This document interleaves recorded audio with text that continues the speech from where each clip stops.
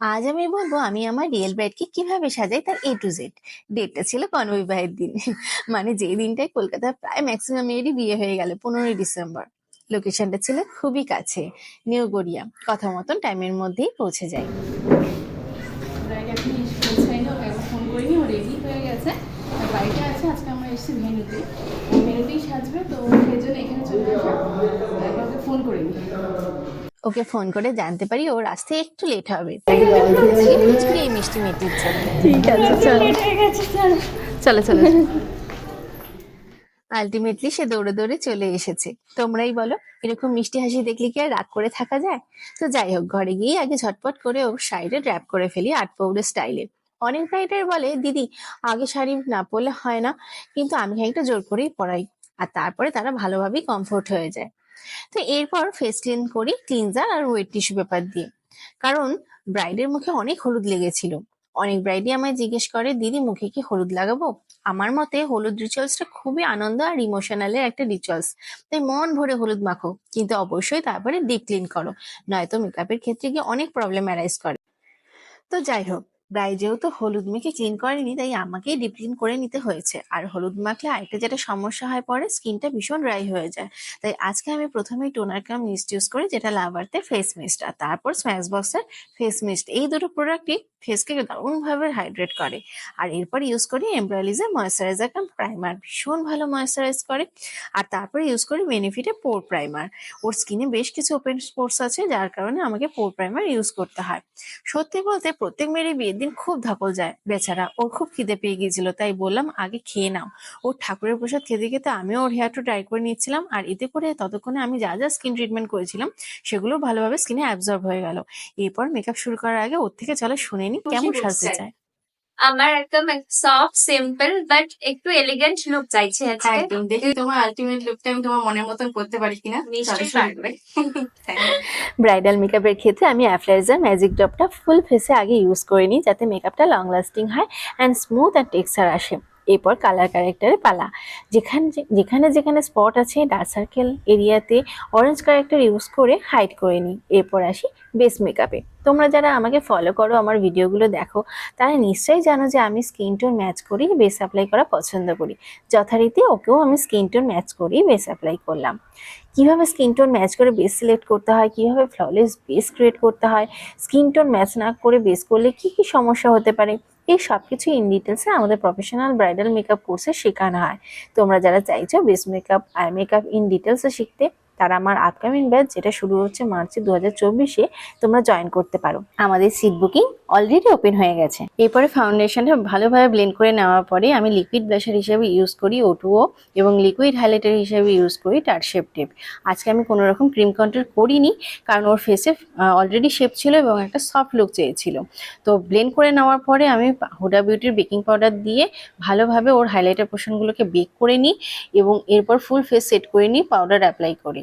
আর তারপর একে একে পাউডার ডাস্টিং করে আমি পাউডার কন্ট্রোল করে নিই মাই মেকআপ স্টোরি প্যালেট থেকে, নোজ কন্ট্রোলিংও করে নিই। আর তারপর আমি বেকার হাইলাইটার ইউজ করি এবং এর সাথে সাথে ম্যাকেরও একটা হাইলাইটার ইউজ করি।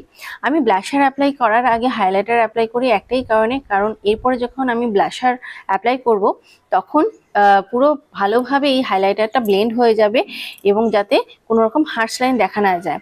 তো তোমরা দেখতেই পারছো আমি হাইলাইটার অ্যাপ্লাই করার পরে ম্যাকের একটা ব্লাশার অ্যাপ্লাই করে নিচ্ছি এবং তাতে দেখো কত সুন্দর স্কিনটা সফট এবং ন্যাচারাল একটা গ্লো করছে।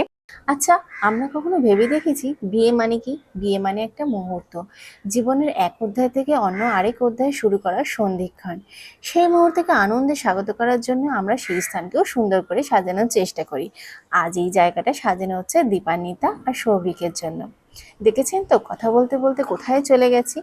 তো এবার আসি আই মেকআপ আর্টে। তো দীপান্বিতা যেহেতু একটা সফট লুক চেয়েছিল, তো সেই কারণে আমি পিএসসি আইব্রো পমার দিয়ে ওর আইব্রোটা ড্র করে নিই। ওর ন্যাচারাল যে শেপটা ছিল সেটাকেই রাখি, শুধুমাত্র ফিল আপ করে নিই যেখানে যেখানে গ্যাপ ছিল। এরপরে আমি আই বেস হিসেবে ইউজ করি Tarte shape tape liquid highlighter, আর তারপর সেটাকে আমি ভালোভাবে ব্লেন্ড করে নিই। আর আন্ডার আই এরিয়াতেও আমি পাউডার সেট করে রাখি, কারণ আমি যেই আই শ্যাডোই অ্যাপ্লাই করি না কেন সেটা যাতে ফল আউট হয়ে স্কিনে বসে না যায়।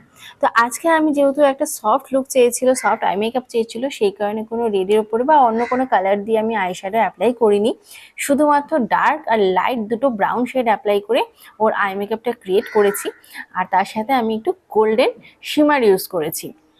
তো দেখো আই মেকআপটা কি সুন্দর ব্রাইট আর একটা সফট লুক লাগছে। তো আমার তো আজকে এই আই মেকআপটা খুব ভালো লেগেছে। তো এরপরে আমি ইউজ করি লিকুইড জেল লাইনার।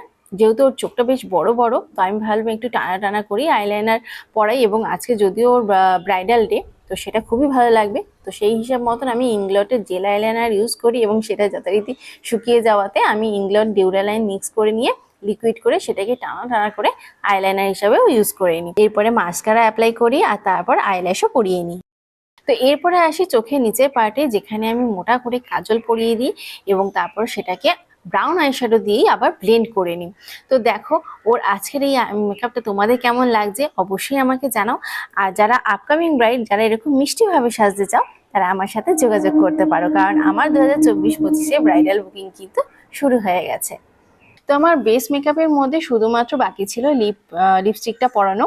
তো আমি সেটাকে লিপ ভালোভাবে ড্র করে লিপস্টিকটাও পরিয়ে দিই একটা রেড শেডের ওপরে।